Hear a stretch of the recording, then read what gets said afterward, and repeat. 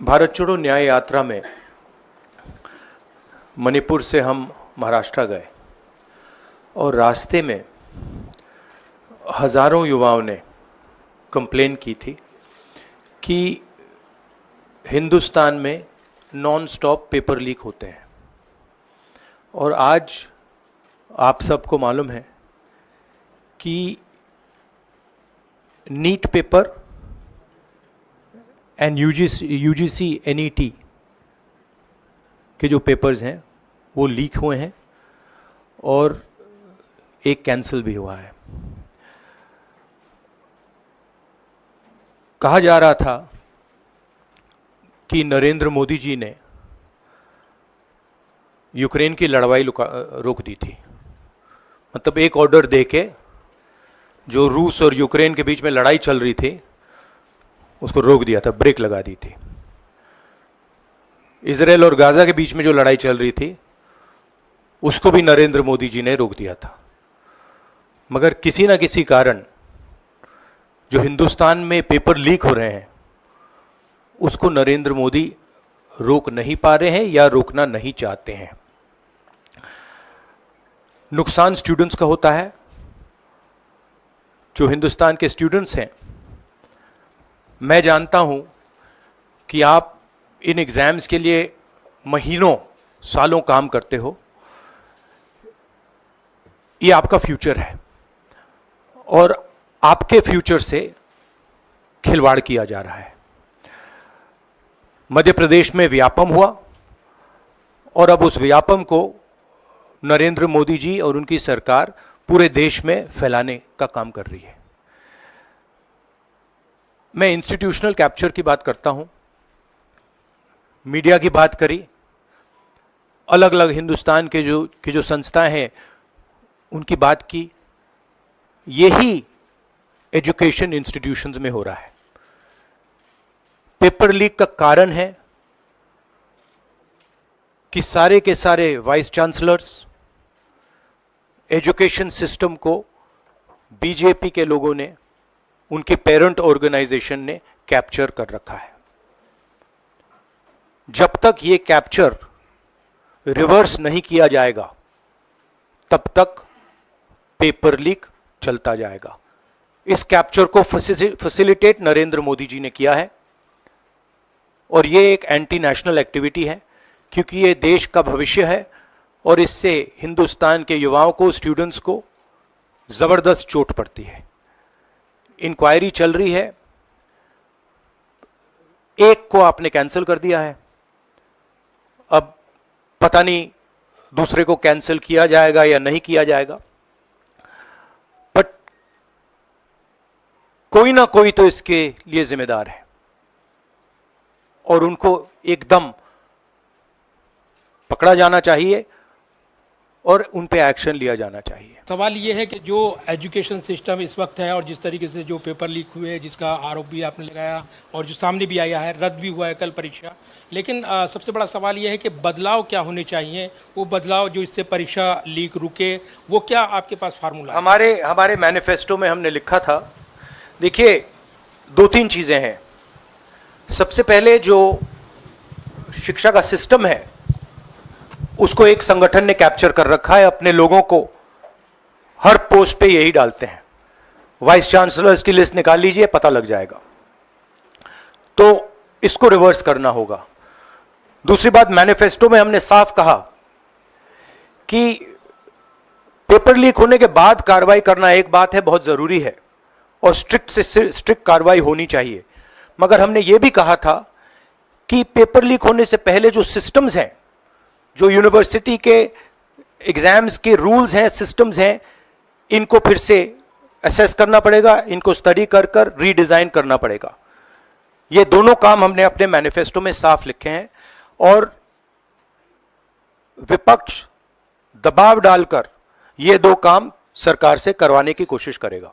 हाँ, नहीं 1 सेकेंड। बिहार का भैया हमने कहा है कि इंक्वायरी होनी चाहिए और जिन्होंने भी पेपर लीक कराया है उनके खिलाफ कार्रवाई होनी चाहिए। राहुल जी, चूंकि ये मामला नेशनल लेवल पे भी एग्जाम्स में हो रहा है, स्टेट लेवल्स में भी एग्जाम्स में कई जगह इस तरह के पेपर लीक की घटनाएं होती है और करोड़ों छात्रों का जीवन अधर में लटक जाता है। आपको लगता है कि एक सख्त कानून बनाने की जरूरत है संसद में कि इससे निपटने के लिए? कैसे होगा, क्योंकि छात्रों का जीवन नहीं, बर्बाद हो जाता है। सख्त कानून आफ्टर द फैक्ट है, वो होना चाहिए।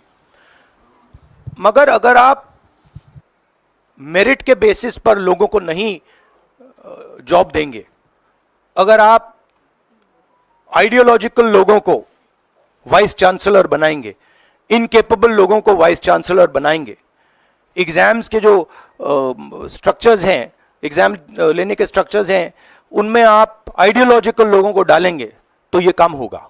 ये इसका सबसे बड़ा कारण BJP and its parent organization ने जो कैप्चर किया है ये है।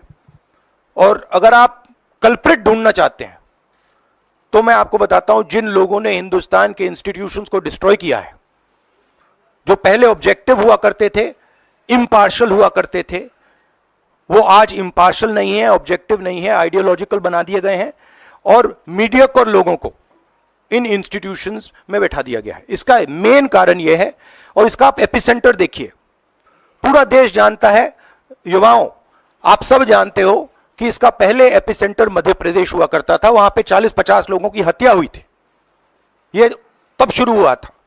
आप जानते हो कि गुजरात में, उत्तर प्रदेश में और मध्य प्रदेश में इन चीजों का एपिसेंटर है।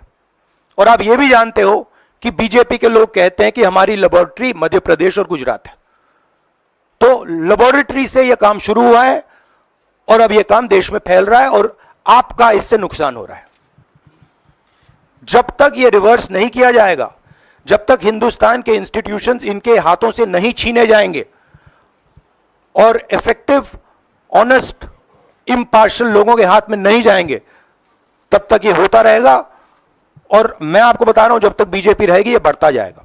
सर, एनटीए के अंदर सारे एग्ज़ाम्स आने लग गए हैं, नीट भी, नेट भी, और इवन कॉलेज एडमिशन्स भी उसी पे हो रहे हैं। तो आपको लग रहा है ट्रांसपेरेंसी कहीं ना कहीं वहीं ख़त्म हो जा रही है, क्योंकि वो एक एजेंसी जो है वही सारा कंडक्ट करा रही है। तो आपने पार्लियामेंट में इस मुद्दे को उठाने को सोचा है कि एनटीए को कहीं ख़त्म करने की ज़रूरत है या बदलाव करने की ज़रूरत है? नहीं, देखिए, अगर हिंदुस्तान में बहुत सारे ऑनेस्ट लोग हैं, बहुत सारे ऑब्जेक्टिव लोग हैं, अगर ऑब्जेक्टिव लोगों को, ऑनेस्ट लोगों को आप ये काम दोगे, पेपर लीक नहीं होगा। अगर आप मीडियोकर लोगों को राजनीतिक बेसिस पे, आइडियोलॉजिकल बेसिस पे चुन के करोगे तो ये काम होगा। और ये मैं कह रहा हूं, दोहराता जा रहा हूं कि हर हिंदुस्तान की हर संस्था को कैप्चर कर रखा है, लीगल सिस्टम को, ब्यूरोक्रेसी को, इंटेलिजेंस एजेंसीज को, इन्वेस्टिगेटिव एजेंसीज को, एजुकेशन सिस्टम को। मांग रखी सरकार से, आपने अपनी मांगे रखी हैं सरकार से, लेकिन सरकार के पक्ष पहले ही सामने आ गया। एनटीए को जो एनटीए है एजेंसी, उसको क्लीन चिट एक तरीके से एचआरडी मिनिस्टर ने पहले ही दे दी है। तो सरकार का तो कहीं ना कहीं पक्ष साफ दिखाई देता है। उनका आगे आप लोग कैसे जाएंगे इसको? उनकी क्रेडिबिलिटी इन बातों में है ही नहीं।